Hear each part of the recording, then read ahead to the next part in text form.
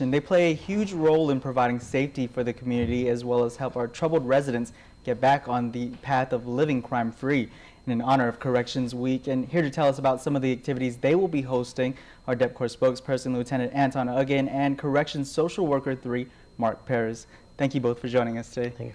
All right, so first off, Corrections Week coming up this week. Why is it important that we have such an activity, such a recognition for the officers?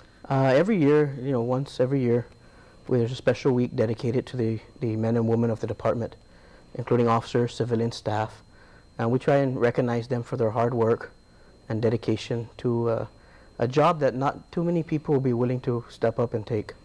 All right. For example, Mark, you're a social worker there. Yes. For over 200 inmates that the facility has today. Tell us what that job is like, some of the challenges that you foresee on a day-to-day basis. Well, our biggest challenge right now is funding for different programs and for different social workers to address the large number of inmates, and that's the main challenge. But aside from that, we really dig in and try to address all the issues that the inmates needs, just to get them ready to get out. Okay. So tell us about some of the activities that you guys will be having throughout the week. We kick off it this Sunday with a mass at the Toto Church. And then after that, Monday, it has the management, the directors walk through the facility. Tuesday, we have open house, and that's anyone who's interested in walking through our facility and taking a tour. Wednesday, we're having a public safety meeting up there with the Lieutenant Governor. Okay. Thursday, we have a employees appreciation meal for breakfast, and we have one for the dinner for the other shift. That's Thursday, and then on Friday, we have another open house again, on Friday again for those that couldn't come on Tuesday.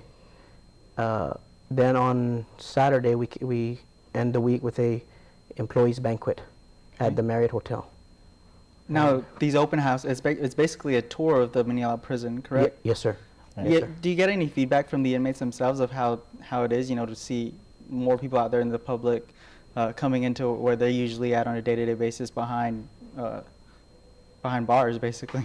Yeah, there are, several times throughout the year we actually give tours to UOG students, other people in the community come in, and they're pretty much very receptive of the idea of people coming in and seeing that, these guys, although they've committed a crime and they've been convicted, or some of them are awaiting adjudication, they're people. And we welcome them, the public coming in and taking a look at our facility, so they see the conditions in which the officers work, and really how sometimes most of the public, they just pass by the prison. They don't know that there's a world inside there, and it'll be nice to have them come in and just take a look around and see what we're working with. Okay. Now, on Wednesday, you said you have a public safety meeting with the Lieutenant Governor's office. Yes. What are some of the things that's going to be discussed? Well, there?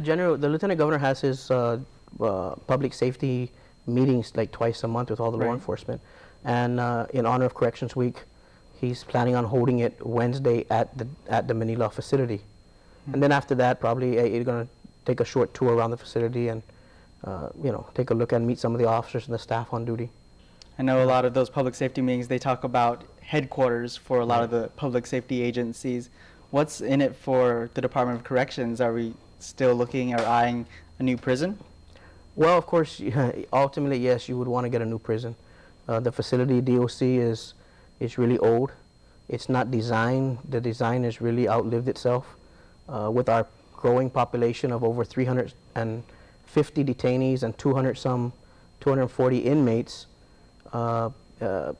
it's really outlived its time. And one of the reasons why we have such overtime is because of just the design of the facility. It needs to be redone, but unfortunately we have to work with what we got until the money's been found to build a new one.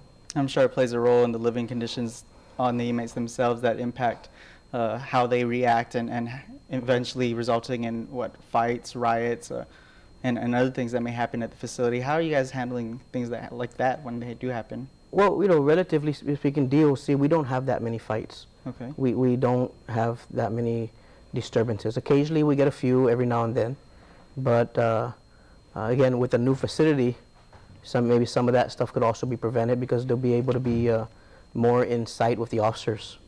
I mean, some units up there require 4 to 5 officers, and we just don't have that. So we're running with 2, where there should be 4 or 5.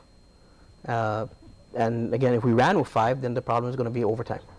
Right. You know, so, and sometimes that plays a factor, and of course, of why a fight or something goes undetected, Okay. or they can't prevent it until after it happens. All right, Mark, anything you'd like to add about Corrections Week, some of the activities? Nothing else. Okay. He said it all. All right, thank you both for joining us. All right.